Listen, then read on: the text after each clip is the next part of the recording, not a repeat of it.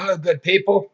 My name is Mr. Brooke Alexander Kiefer. I'm here again to tell about the corruption that goes on here in Somerset, Pennsylvania by Borough Police, Child Services, Domestic Relations, Adult and Juvenile Probation, and the Somerset County Courts. In 1996, Amanda Davis took off to go to her Aunt Nancy's, where she called her drug friends from a house party she went to earlier in the year.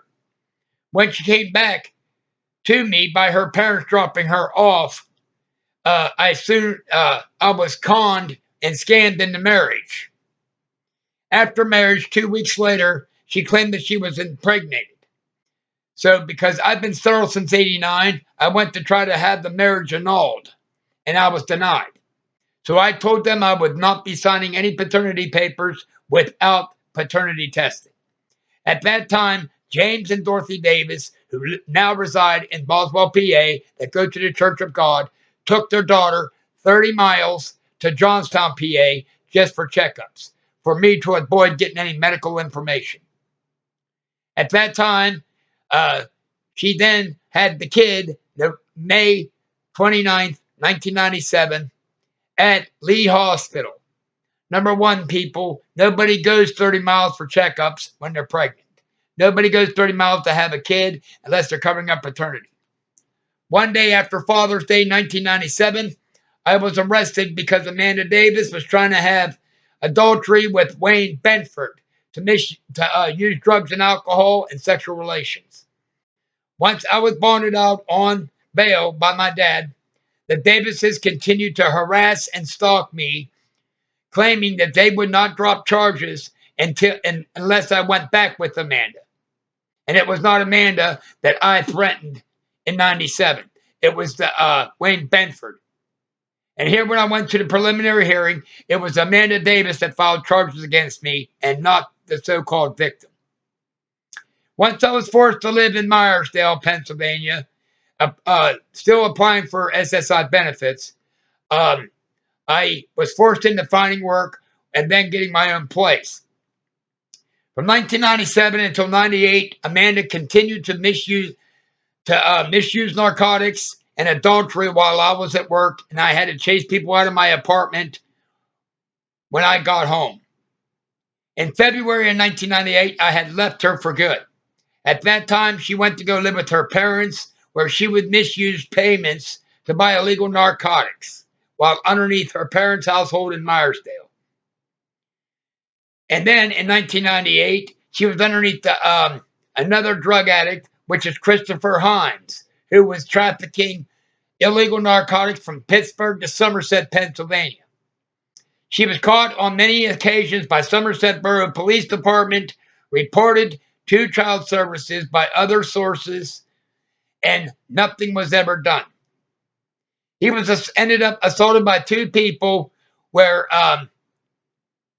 because he informed on them. At that time, Amanda Davis took Himes down to Mississippi, where she had sexual relations with her uncle Martin Davis. Then they returned to Pennsylvania, where they lived in Johnstown, Pennsylvania, where Amanda would do sexual acts for their drug habit. Amanda then went back to her parents, where she got with Steve Chips Jr. to continue drug use, where she took off from him to go with two other guys to an abandoned house and sexual relations and illegal narcotics.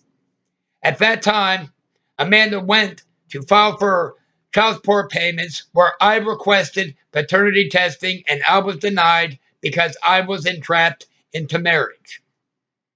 At that time, since I was paying for child support payments, domestic relations and the Somerset County courts told her to file false protection from abuse orders, not because of abuse, but to avoid me from getting any visitation or my mother, so we could not get paternity testing.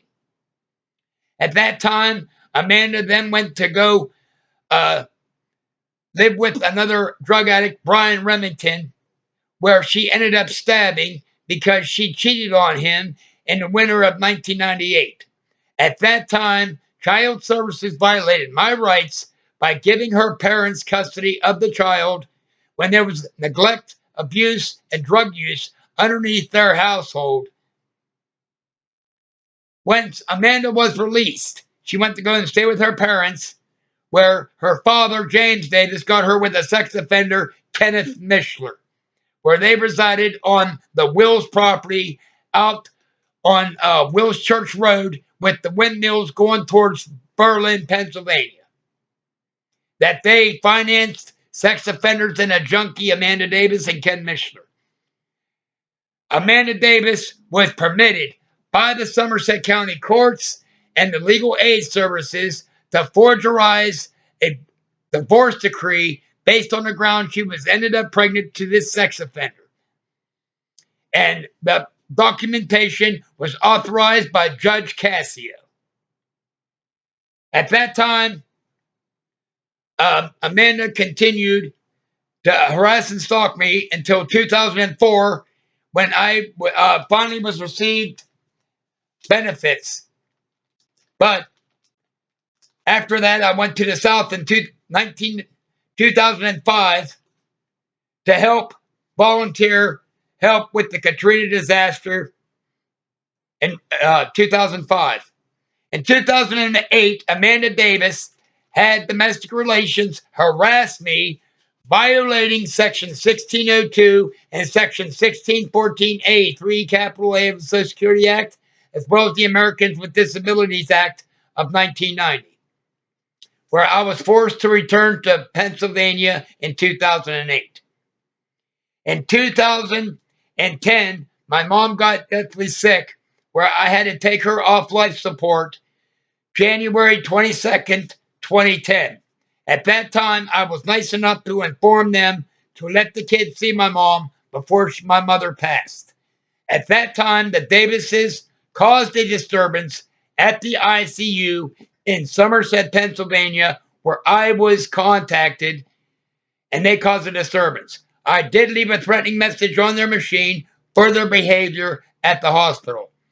While awaiting my court proceeding, Rebecca Boyer of Somerset, PA, probation office, Judge Cassio had her threaten me out of a jury trial. In October 5th, 2016, Somerset Borough Police Department assaulted me when my brother got hit by a car, and I tried to check on him, where I was assaulted by the Somerset Borough Police Department and sent to jail for overnight. This corruption has been going on for over 43 years, at least my lifetime, December 22nd, 1977. This county needs a full federal investigation proceeded on them, and the Davises reside in Boswell, Pennsylvania, who go to the Church of God. They are not with God.